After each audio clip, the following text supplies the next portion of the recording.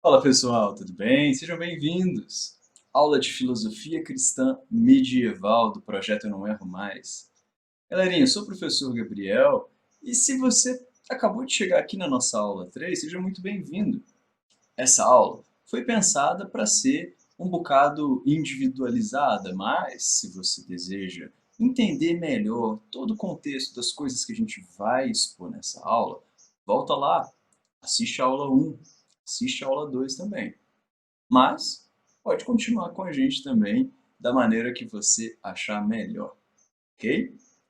Vamos lá então. Antes de começar, porém, peço para vocês darem uma olhada, porque o projeto é maior do que só eu, é muito maior do que só eu.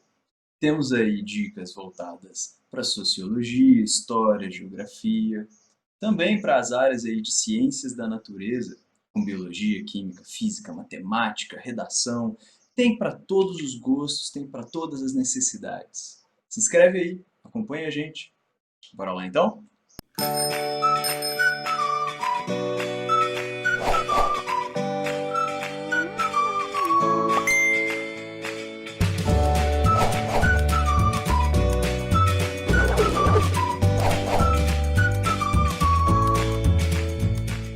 Pessoal, filosofia cristã medieval. Caramba! Filosofia, como a gente viu em aulas anteriores, envolve uma tentativa de entendimento a respeito do mundo à nossa volta, a respeito do próprio ser humano, a respeito da existência, a respeito da política, a respeito do certo e o errado. Cara, filosofia envolve muita coisa. Existe filosofia para vários e vários temas, inclusive uma filosofia sobre a própria busca por conhecimentos. Então, é claro, existe também filosofia da religião.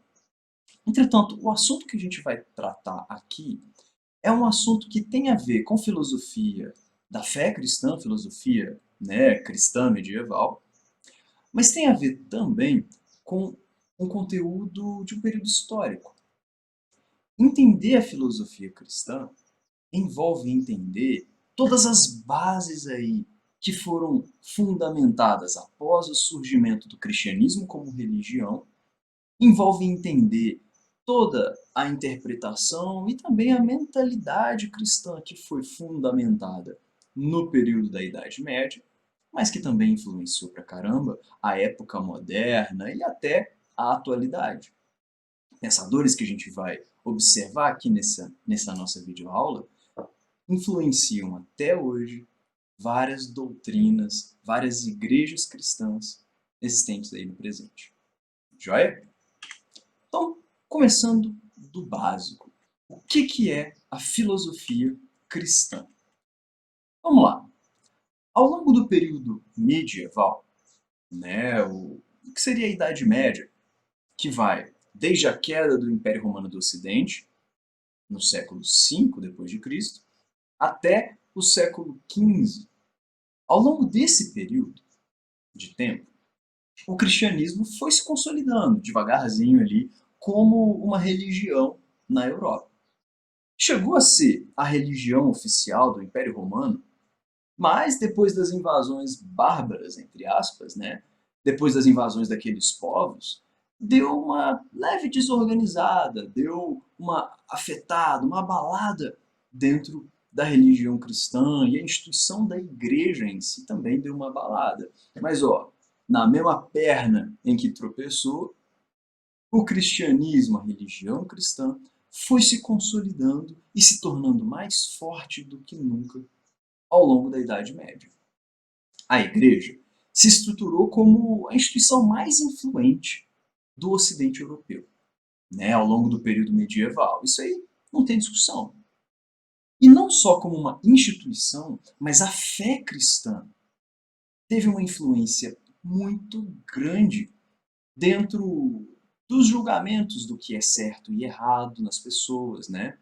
Influenciando com os seus ensinamentos as opções de vida das pessoas, né? E também influenciando a própria organização da sociedade, né? A Igreja Católica, com todos os ensinamentos que passava a respeito, por exemplo, da hierarquia nos céus, A Igreja Católica contribuiu pra caramba para uma visão de sociedade hierarquizada em estamentos, né? Lembra do clero, da nobreza que defende e tal, e os trabalhadores servos? Pois é. Isso também, essa estrutura social que encabeçou ali o feudalismo, também teve uma influência muito grande na interpretação bíblica. Então, olha que interessante. A Igreja Católica moldou toda a sociedade medieval no feudalismo. A Igreja Católica, com seus ensinamentos, moldou as ações individuais pra caramba, a mentalidade medieval das pessoas, né?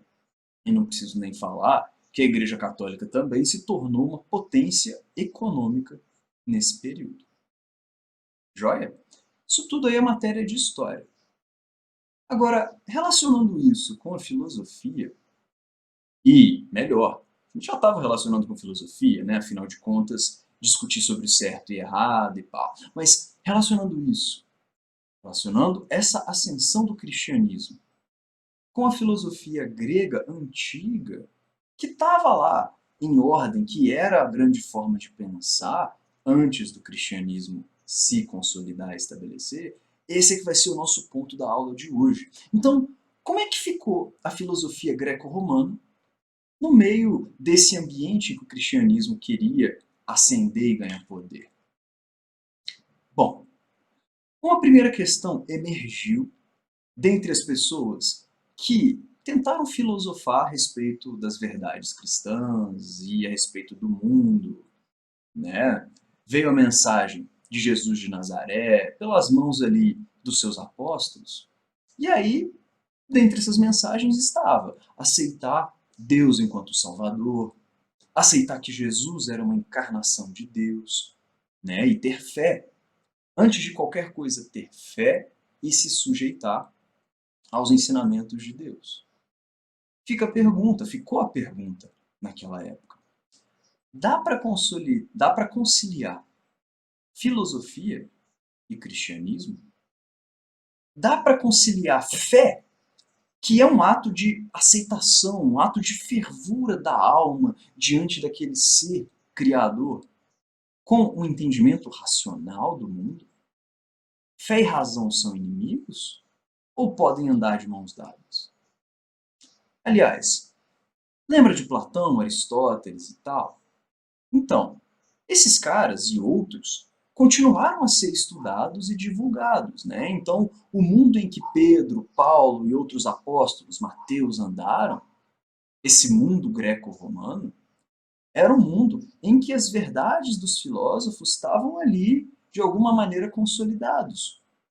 E aí ficou a pergunta, ficou a questão. Esses filósofos antigos, Platão, Aristóteles e outros, eles eram inimigos da revelação divina? Ou seja, aquelas ideias sobre mundo material, sobre felicidade, isso tudo aí era contrário ao que Deus ensina? Então tem que abandonar os ensinamentos dos antigos? Então os conceitos da filosofia grega e os seus métodos, eles têm que ser jogados fora ou eles podem ser usados para poder entender Deus ou para entender a natureza que Deus criou? Perguntas filosóficas em sua essência, como essas, motivaram pra caramba os filósofos medievais. Filósofos esses que, dotados de uma fé cristã, tentaram entender qual seria o papel da filosofia em um mundo orientado pela religião cristã. Duas são as principais correntes, os principais períodos da filosofia cristã, né? Períodos em que esses indivíduos, filósofos e cristãos, tentaram elaborar os seus pensamentos e conciliar ou, né, rejeitar aspectos da razão e da fé. O período da filosofia patrística e o período da filosofia escolástica, ok? Patrística, né, que vem ali de pater, paz, são o primeiro período. E a filosofia patrística tem ali a sua existência, o seu auge, entre o século I depois de Cristo e o século VIII. A filosofia escolástica já seria depois do século IX ao século XVI.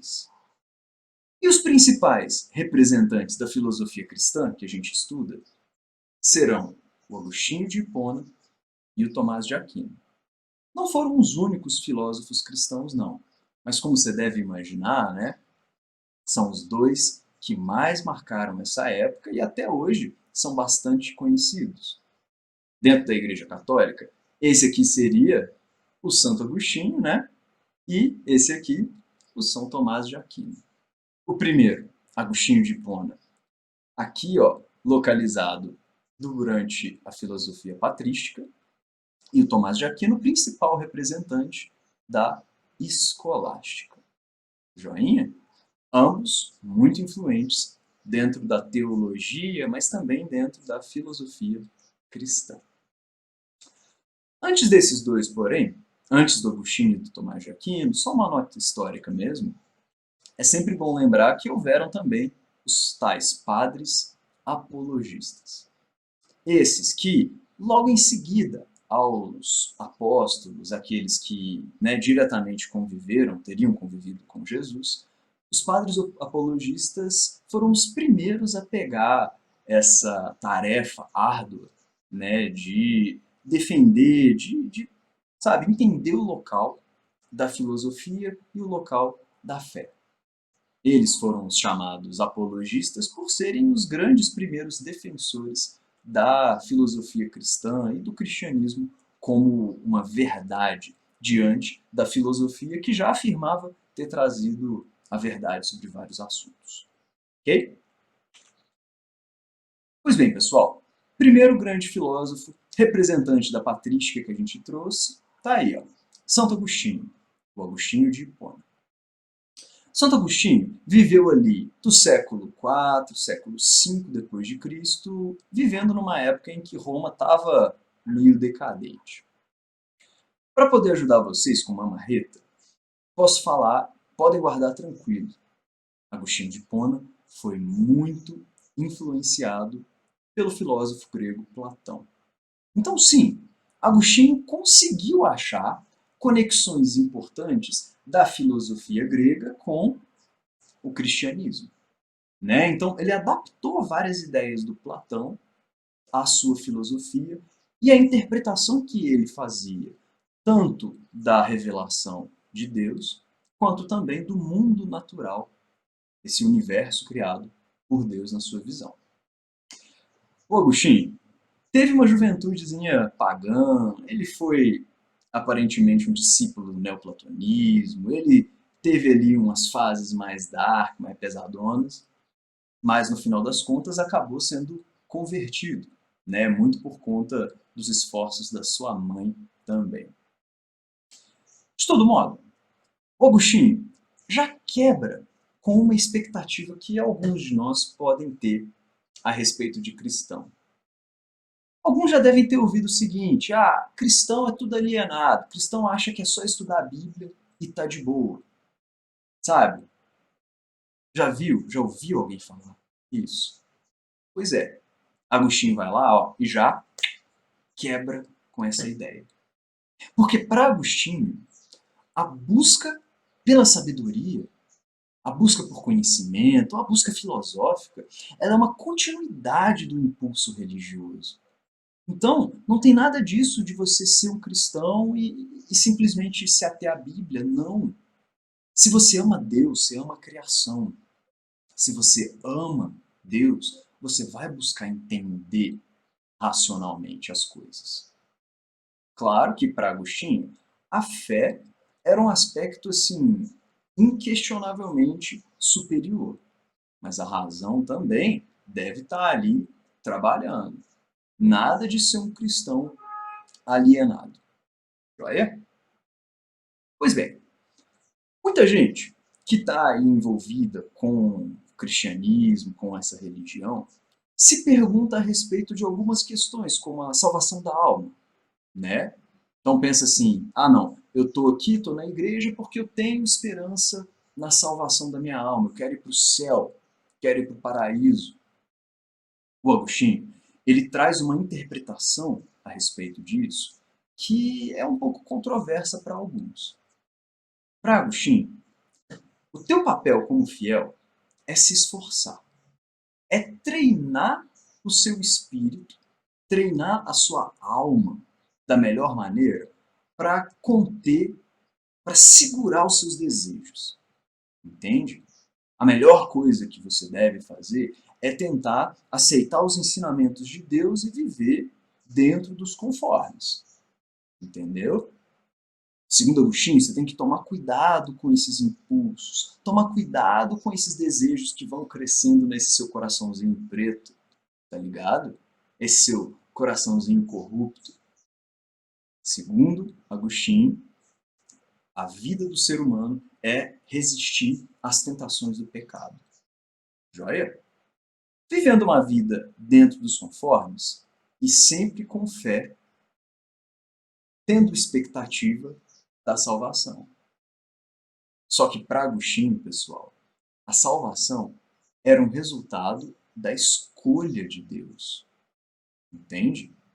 A salvação é um presente, é uma graça que Deus nos dá. Certo? Você tem seu livre-arbítrio. Eu sei.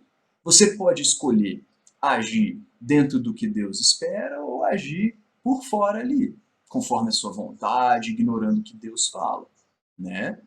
E o teu papel é tentar se controlar, tentar agir dentro dos conformes, né? Até porque, segundo Agostinho, quando você utiliza a sua liberdade para obedecer aos princípios que Deus nos ensinou, você não se torna escravo do pecado, você não se torna escravo da sua carne.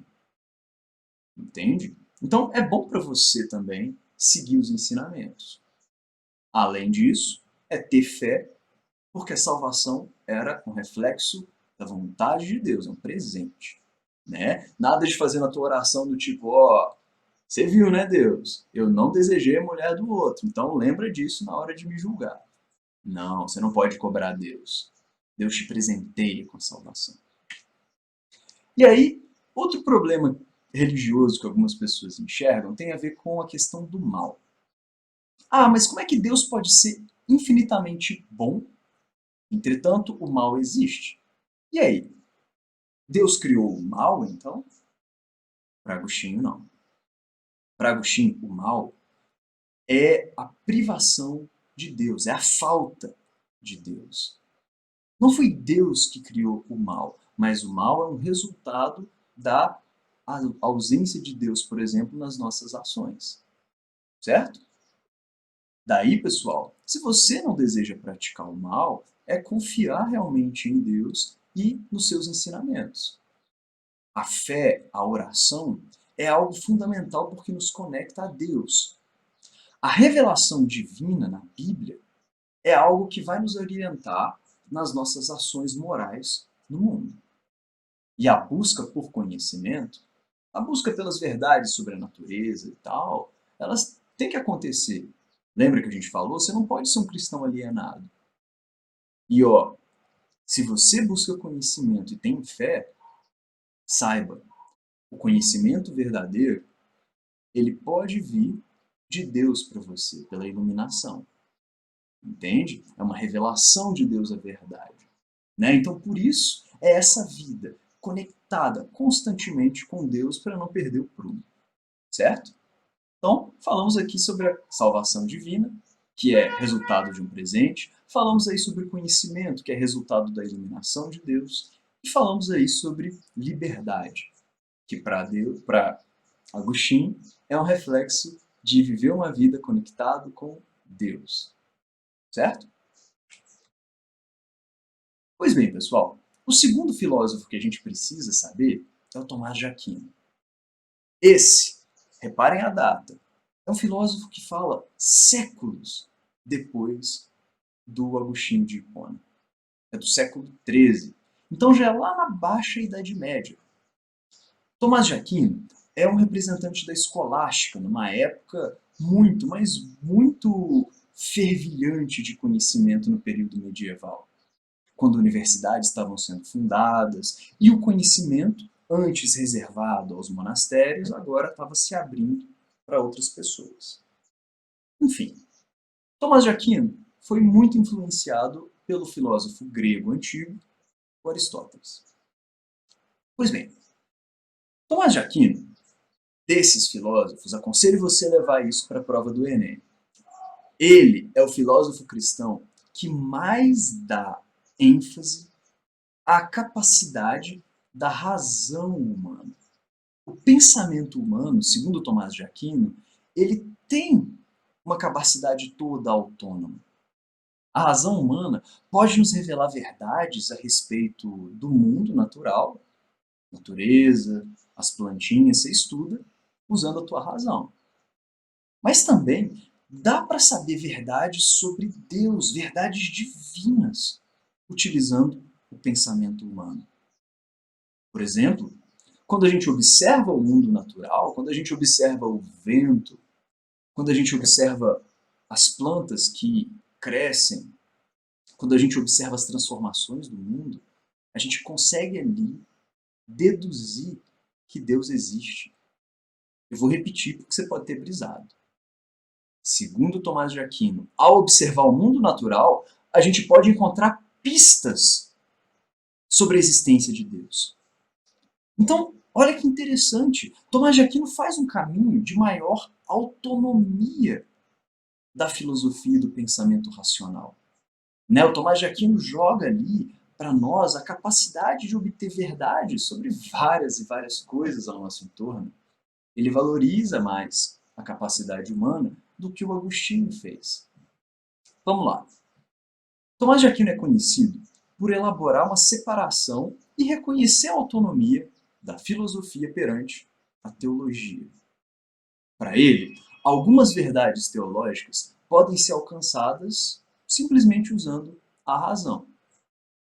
Outras verdades somente pela razão ou somente pela fé.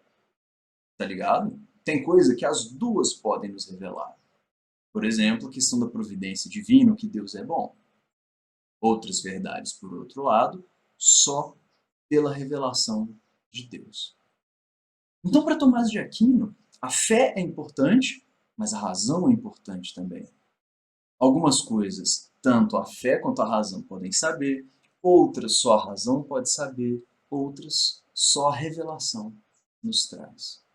De todo modo, repito, ele elabora uma autonomia da filosofia perante a teologia.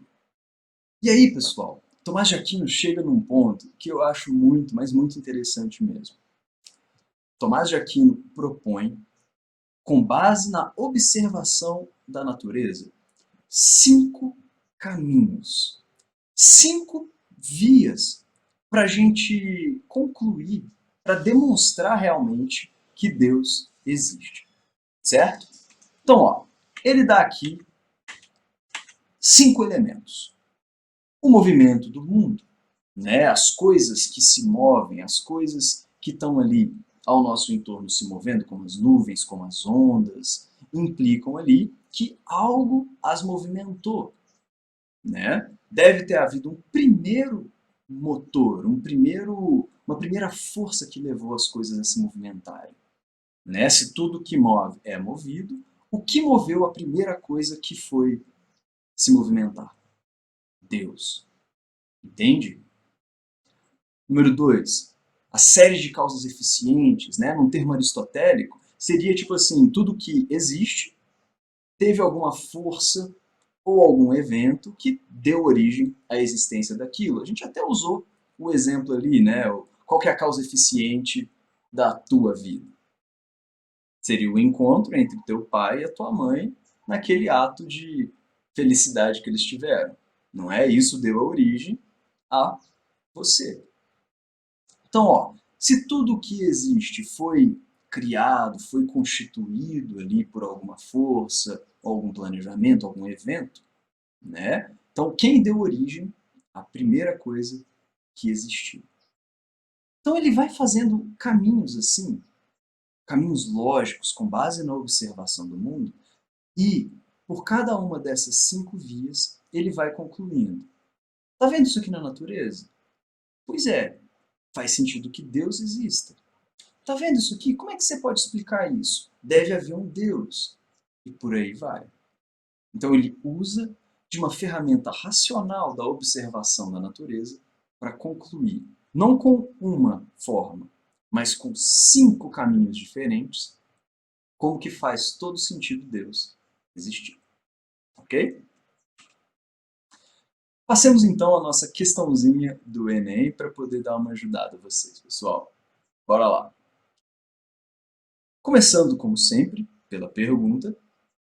A questão da eternidade, tal como abordada pelo autor, é um exemplo da reflexão filosófica sobre a ou as. Então vamos lá. É um texto de Agostinho de Hipona que vai tratar da questão da eternidade. Lê comigo.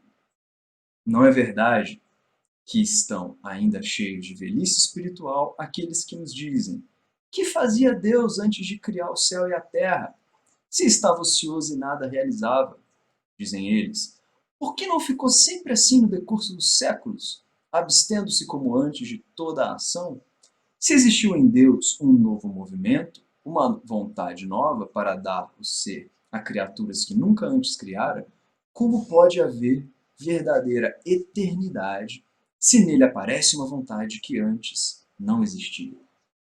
Então, o Agostinho, nesse livro Confissões, nesse trecho, ele está elaborando uma reflexão racional sobre Deus, né? Levantando ali questões que outras pessoas às vezes levantam, né?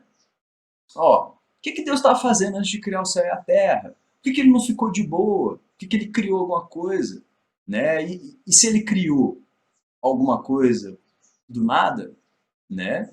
Então quer dizer que surgiu uma vontade nova em Deus? Então Deus não é eterno, Deus muda. Então, essa galera, né, que ele está reproduzindo no texto, levantava questões filosóficas a respeito de Deus, né? E a questão da eternidade lançada ao final do texto é um exemplo de uma reflexão filosófica sobre o quê? Vamos lá. Letra A. Essência da ética cristã. O texto está falando, tendo a eternidade aí, sobre certo e errado? Não. B. Natureza universal da tradição. É essa que é a vibe do texto? É ficar discutindo tradição? Não.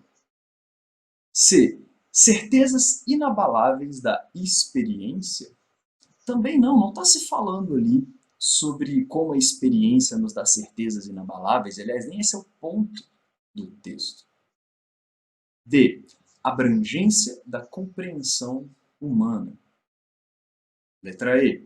Interpretações da realidade? Não, está falando sobre Deus. Então, olha que interessante.